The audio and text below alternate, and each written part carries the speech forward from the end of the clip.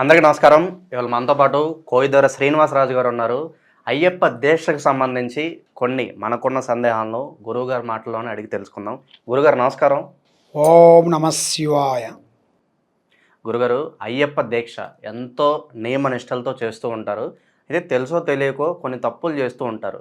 మరి అయ్యప్ప స్వాములు చేయకూడని తప్పులు అంటే ఏం చెప్తారు? అలాగే భోజనం అయితే బయట చేయకూడదు, ఏదైనా సరే ఆహారం దగ్గరికి వచ్చేసరికి బయట తినకూడదు కదా. ఈ మధ్యన చూస్తున్నాము, ప్రత్యేకంగా అయ్యప్ప స్వాములకు ఇక్కడ పలహారం కావచ్చు లేదా శ్రద్ధి కావచ్చు చేస్తున్నామని చెప్తుంటున్నారు. మరి స్వాములు అక్కడికి వెళ్ళి బయట తినేస్తూ ఉంటున్నారు. మరి బయట ఆహారం తినకూడదు అంటారు కదా, మరి దీని గురించి ఏంటి ఏమన్నా మాకు వివరించండి. స్వామియే శరణం అయ్యప్ప. అయితే స్వాములు చాలామంది స్వాములు ఏంటంటే మాల వేసుకున్న తర్వాత వాళ్ళు చేయాల్సిన తెలియని అంటే ఇప్పుడు వాళ్ళకి తెలియవు ఆ తప్పులు, వాళ్ళకి తెలియని తప్పులు కొన్ని జరుగుతుంటాయి, చిన్న చిన్న తప్పులు జరుగుతుంటాయి. ఎందుకంటే కటింగ్ కొంతమంది చేయించుకుంటారు, అలా చేయించుకోకూడదు. అసలు కత్తనే తగలకూడదు కదా, కత్తనే తగలకూడదు. రెండోది గోర్లు కట్ చేసుకోకూడదు, గోర్లు. మూడోది మెయిన్గా మనం నిద్రించినప్పుడు కంపల్సరీ లేచి స్నానం చేయాలి. మధ్యాహ్నము భిక్ష చేసిన తర్వాత ఆటోమేటిక్గా చాలామందికి నిద్రిస్తారు. ఎందుకంటే ఈ స్వామి పూజా విధానం చేసిన తర్వాత కొంచెం అలిసిపోయి, ఎందుకంటే 4 గంటలు లేవాలి కదా. 4 గంటలు లేచిన తర్వాత ఏమవుతుందంటే వాళ్ళు ఆ పూజా కార్యక్రమాన్ని చేసి ఆ స్వామికి అన్నీ చేయాల్సిన విధానాల ప్రకారంగా అన్నీ చేసుకుంటూ వెళ్తుంటారు. అన్నీ చేసిన తర్వాత ఏమవుతుందంటే కొంతమందికి ఆటోమేటిక్గా అయిపోయిందాక వాళ్ళ డ్యూటీకి వాళ్ళు వెళ్ళిపోతుంటారు. కొంతమంది ఏం చేస్తారంటే ఇంట్లో ఉండవలసిన వాళ్ళు అసలు మాల వేసుకోవాలంటే చాలా దిష్టి తీసుకోవాలి. అది తీసుకుంటామన్నట్టుగానే వేసుకోవాలి, లేకపోతే వేసుకోకూడదు. మాల వేసుకోవడం అంటే మాల తోరణం, మాల తోరణం అంటే మాల వేసుకునేది ఒక నియమంతో ఉంటుంది. ఆ నియమాలు మనం ఖచ్చితంగా పాటించాలి. ఖచ్చితంగా పాటించి మనం తినాల్సిన పదార్థాలు, తినాల్సిన ఆహారము, మనం తినాల్సిన పండ్లు కానీ, మనకి బంధుమిత్రులు వాళ్ళు వీళ్ళు కొంతమంది కొన్ని స్వీట్స్ అలాగే ఇస్తుంటారు, కొంతమంది పండ్లు ఇస్తుంటారు. అలాగా ఏమేమి తినాలి, ఏమేమి తినకూడదు అనేది మనం ముఖ్యంగా మనం తెలుసుకోవాల్సిన విషయం ఏమిటంటే, మెయిన్గా ఎక్కడెక్కడో హోటళ్ళు కొన్ని ఉంటాయి, ఆ హోటళ్ళల్లో మనం పోయి తినేస్తుంటాం. కాబట్టి అలా చేయకూడదు. ఆ హోటలు నీసు లేని వెజిటేరియన్ అనేది చూసుకొని అక్కడ మంచిగా, ఎందుకంటే కొంతమంది బోర్డు పెడతారన్నమాట, అయ్యప్ప స్వామి భక్తులకి ఇక్కడ భోజనం లభించును అనేది పెడుతుంటారు.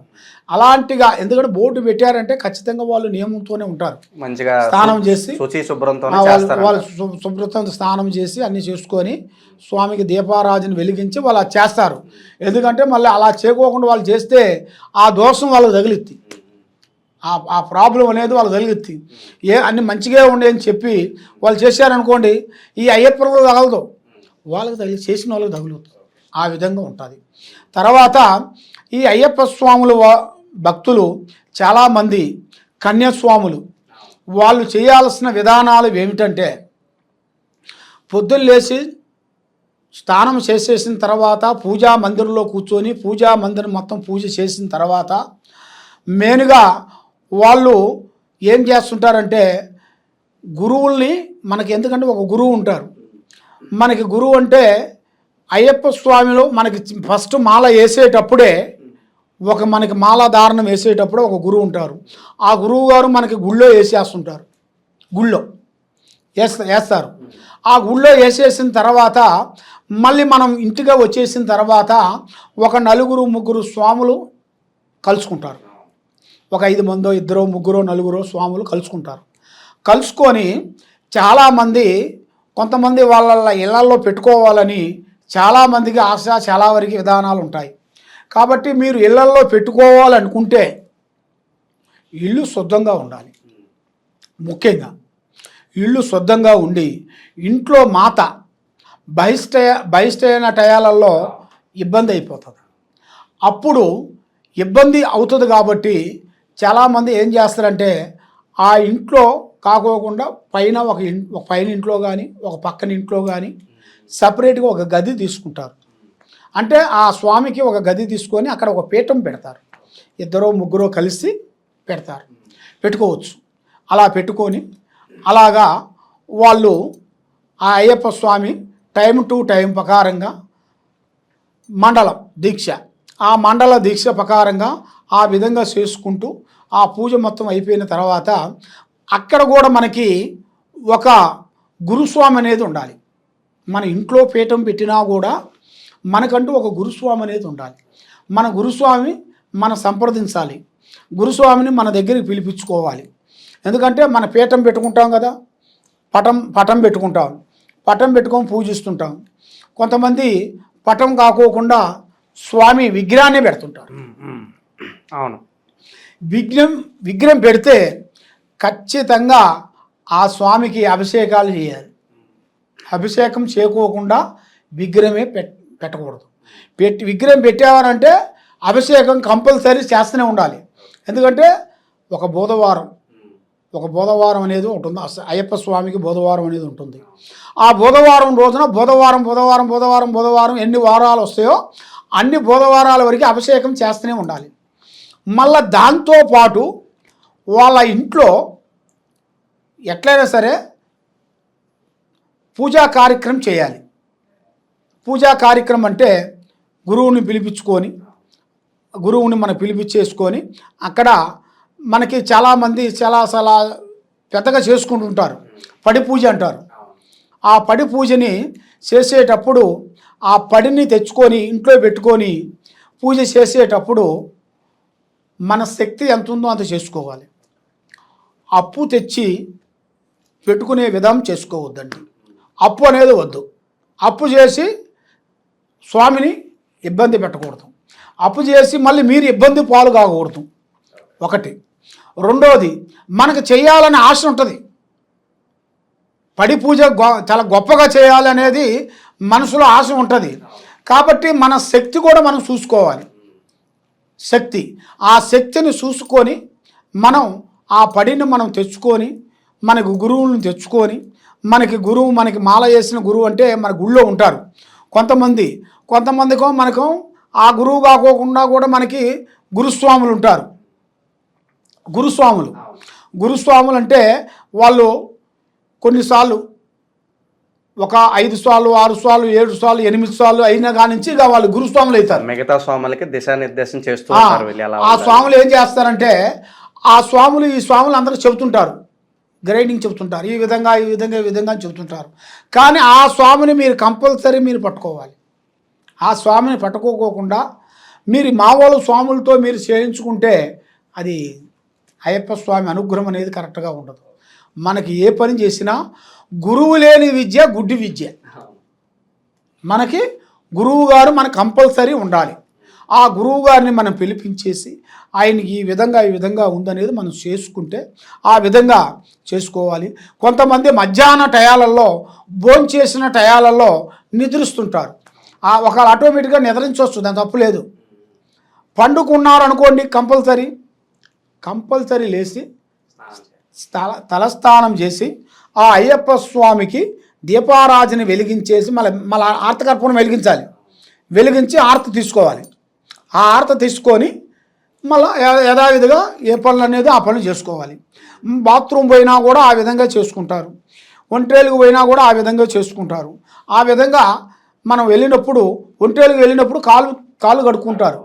బాత్రూమ్ వెళ్ళినప్పుడు కంపల్సరీ స్నానం చేసి మళ్ళా స్వామి దగ్గరికి వెళ్ళి ఆర్తి తీసుకోవాల్సిందే కంపల్సరీ. అది తర్వాత మనం బయటికి వెళ్ళినప్పుడు చనిపోయిన వాళ్ళు అంటారు కదా, స్వర్గస్థులైన వాళ్ళు ఎదురు వస్తుంటారు. ఎదురు వచ్చేటప్పుడు 2 నిమిషాలు మనం చూసామనుకోండి, కంపల్సరీ మనకి ఎన్ని పనులు ఉన్నా సరే మన పీఠం దగ్గరికి వెళ్ళిపోవాలి. పీఠం కాడికి వెళ్ళి తలస్నానం చేసి మళ్ళా వెలిగించేసి ఆర్తకర్పూరం వెలిగించేసి మళ్ళీ ఆరతి తీసుకోవాలి. అది వరకు కంపల్సరీ చేయాలి. అది ఒకటి. తర్వాత కొంతమంది ఇంట్లో బహిష్టైన వాళ్ళు కొంతమంది ఉంటారు. వాళ్ళ ముఖ లక్షణం మనం చూడకూడదు. ఒకవేళ మనకి తెలియదు కదా, వీళ్ళు ఫలానా అనేది మనకు తెలియదు కదా. అలాగ మనకు పక్కన వాళ్ళు వీళ్ళు వచ్చి చెప్పారనుకోండి, అంటే కంపల్సరీ 99% వరకు అనేది మన దగ్గరికి రారు. ఎందుకంటే స్వాముల దగ్గరికి ఎవరు రారు. కాబట్టి కొంతమంది తెలియని మాటలు ఉంటారు కదా, వాళ్ళకి తెలియదు. చిన్న పిల్లలు ఉంటారు కదా, 15-16 సంవత్సరాల పిల్లలు కొంతమంది, వాళ్ళకి అంత అనుభవం, అంత ఆలోచన ఉండదు. బాబాయ్ అని, నాన్నని, చిన్నమ్మని అలా ఉంటారు కదా, బంధుమిత్రులు ఉంటారు కదా. అలా బంధుమిత్రులు తెలియక అకస్మాత్తుగా టక్కన వస్తారన్నమాట. వచ్చిన తర్వాత మళ్ళీ మంచి కాదని మళ్ళీ వాళ్ళు వెళ్ళిపోతుంటారు.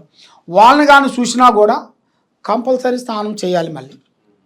మళ్ళీ తల స్నానం చేసి మళ్ళీ దీపారాజుని వెలిగించేసేసి, అంటే ఆర్తకర్పూరం, దీపారాజుని కాదు, ఆర్తకర్పూరం మళ్ళీ ఆ స్వామికి ఇచ్చి మళ్ళీ నమస్కారం చేసుకోవాలి. ఆ విధంగా చేసుకోవాలి. ఆ విధంగా చేసుకున్న వెడల ఆ అయ్యప్ప స్వాములకి కరెక్ట్గా దీక్ష ప్రకారంగా ఆయన భజన చేసుకుంటూ మనస్ఫూర్తిగా ఆ మండల దీక్ష కరెక్ట్గా పూజించిన వెడల ఆ అయ్యప్ప స్వామి అనుగ్రహం అనేది తప్పకుండా అవుతుంది. తర్వాత కొంతమంది ఇళ్లల్లో కాకోకుండా వాళ్ళకి ఇళ్లలో పెట్టుకోవడానికి అవకాశం ఉండదు. ఎందుకంటే వాళ్ళు ఉన్నది చిన్న ఇల్లు, పెద్ద ఇల్లేం కాదు, చిన్న ఇల్లు. మరి ఆ ఇంట్లో మాత ఉంటుంది. మాత అంటే వాని భార్య. మరి ఆయన భార్య ఉన్నప్పుడు మరి అక్కడ పీఠం పెట్టుకొని ఉండి చేయలేం కదా, వ్యర్థమైపోతుంది కదా.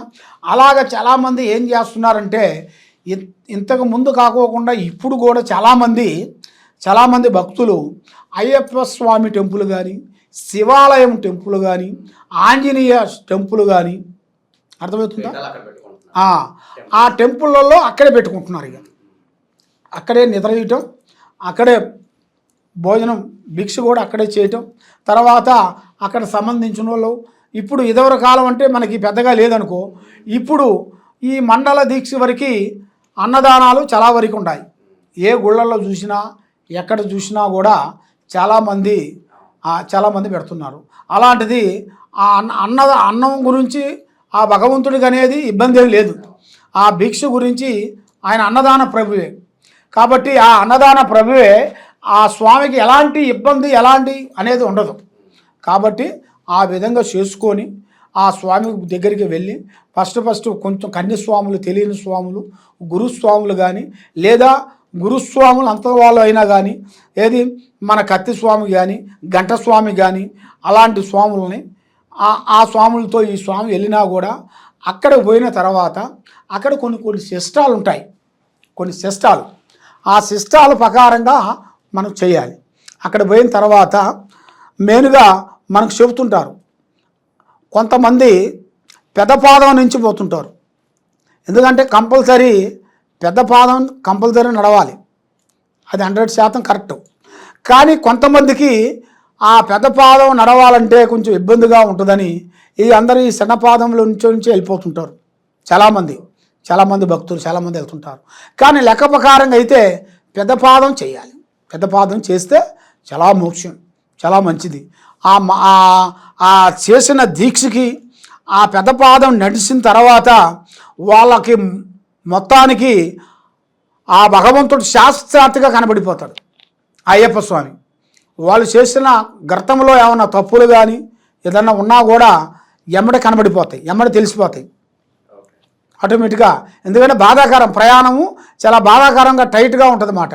కాబట్టి వాళ్ళు ఏమి చేయకోకుండా మంచిగా ఉంటే ఆ ప్రయాణం అనేది మంచిగా నడిచిద్ది, దానివల్ల ఏం ఇబ్బంది ఏమి ఉండదు. కాబట్టి ఆ విధంగా వెళ్ళి పంభానది దగ్గరికి వెళ్ళి స్నానం చేసి ఆ అయ్యప్ప స్వామి దర్శనం చేసుకొని వచ్చిన భక్తులకి తప్పకుండా. కానీ చాలామంది తెలియక కొన్ని మాలలు అంటారు కదా, అక్కడే వేసేస్తుంటారు. మనం మాల వేసుకుంటాం కదా, ఆ మాల వేసుకున్నది ఏం చేస్తారంటే కొంతమంది తెలియక ఆటోమేటిక్గా ఏం చేస్తారంటే వాళ్ళు ఈ గుళ్ళల్లో పెట్టాలి, ఈ గుళ్ళల్లో వేయాలి అనేది అక్కడే ఇచ్చేస్తుంటారు. అలాంటి తప్పులు చేయొద్దండి. మీరు ఎక్కడే వేసుకున్నారో అక్కడికే మీ సన్నిధానానికి వచ్చేసేసి అక్కడ మీరు అక్కడ అయ్యప్ప స్వామి టెంపుల్ ఏదో ఎక్కడున్నా కూడా ఆ టెంపుల్కి వెళ్ళి అక్కడ మీరు ఆ అయ్యప్ప స్వామికి, ఎందుకంటే మళ్ళీ అక్కడ మాలధారణం మనం వేసినప్పుడు మంత్రం చదువుతారు మనకి. ఆ మంత్రం మనకు చదివినప్పుడు మళ్ళీ దాని కట్టుబంధం అనేది ఒకటి ఉంటుంది. ఆ కట్టుబంధాన్ని మళ్ళీ తీసి ఆ మాలను తీసి మన చేతిలో పెడతాడు. అప్పుడు మనం ఎత్తబోయి మనకు దగ్గరలో ఉన్న నదిలో కానీ లేదు అక్కడ చెట్టు ఉంటుంది, అయ్యప్ప స్వామి గుళ్ళో ఒక పక్కన ఒక చెట్టు ఉంటుంది, ఆ చెట్టుకి తలిగించేయాలి. లేదు ఒక ఓము గుండం లాంటిది ఉంటుంది, ఆ ఓము గుండం లాంటిది పెట్టాలి. కానీ మళ్ళా కొంతమంది ఏం చేస్తారంటే అవి భద్రంగా దాచిపెట్టుకొని మళ్ళీ వచ్చే సంవత్సరానికి వేసుకోవచ్చు. దానివల్ల పెద్దగా ఇబ్బంది ఏమి ఉండదు. అలా పెట్టుకోవచ్చు, అలా పూజించవచ్చు, దానివల్ల ఏమి ఇబ్బంది ఉండదు. అలా చేసిన తర్వాత ఆ రోజున మనం ఇడుముడితో ఎత్తపోయినా మనకి అక్షింతలు ఉంటాయి కదా, ఆ అక్షింతల్ని ఏం చేస్తారంటే మళ్ళీ ఆ రోజున స్వామికి పాలు పొంగియాలి. లాస్ట్ రోజున మాల తీసేస్తాం కదా, మాల తీసేసినప్పుడు ఆ అక్షింతలు మనకి మన ఇనుముడిలో ఉన్న ఆ అక్షింతల్ని అక్కడ పోయిన తర్వాత 2 కొబ్బరికాయలు కడతారు మనకి.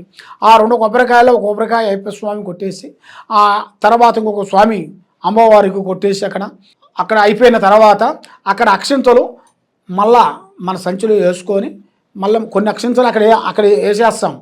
మనకు అక్కడ కొన్ని కొబ్బరికాయలు అనేది కొట్టినవి కూడా అక్కడ అగ్నిగుండంలో వేసేస్తాం.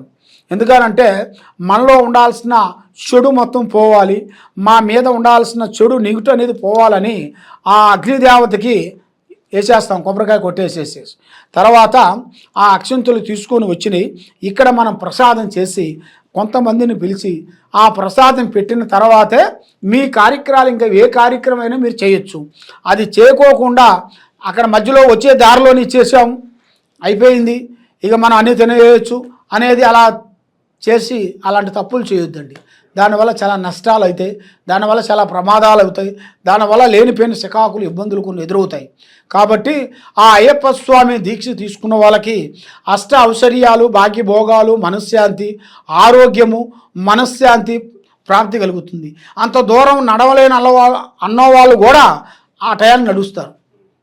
ఆ టయానికి చదువు విద్యాపరంగా రాసే వాళ్ళు కూడా ఆటోమేటిక్గా విద్య వచ్చేస్తుంటుంది, జ్ఞాపక శక్తి వస్తుంటుంది. వ్యవసాయంలో కానీ, ఉద్యోగంలో కానీ, వ్యాపారంలో కానీ అన్ని రంగాలలో కూడా మంచి స్పందన అనేది వస్తుంది. ఆ భగవంతుడు అయ్యప్ప స్వామి కృప వల్ల అనుకున్న పని అనుకున్నట్టుగా తప్పకుండా పూర్తి చేయగలుగుతారు. ఓం స్వామి శరణమయ్యప్ప. అయ్యప్ప స్వామి దీక్ష గురించి, మాలధారణ గురించి ఎన్నో విశేషాలు మాకు తెలియజేశారు గురుగారు. ధన్యవాదాలు. ఓం నమ శివాయ. స్వామి శరణమయ్యప్ప.